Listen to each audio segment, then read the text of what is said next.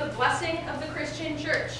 This practice is now called the doctrine of discovery. And so began the so-called European discovery of Turtle Island. Scroll 2, please.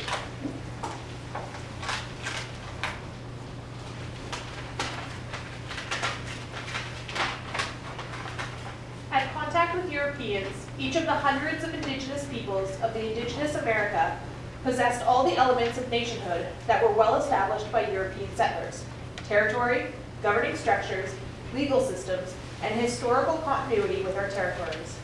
Nothing since the arrival of Columbus has occurred to merit any reduction in the international legal status of indigenous peoples. The recognition of indigenous nations and our rights pose no threat to non-indigenous peoples. Shared Bene Cree. When the Europeans first arrived on Turtle Island, there were many more indigenous people than Europeans.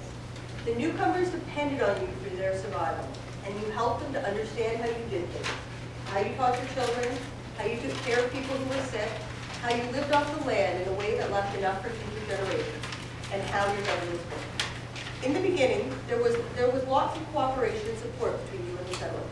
The settlers and their leaders recognized you, the first peoples, as having your own governments, laws,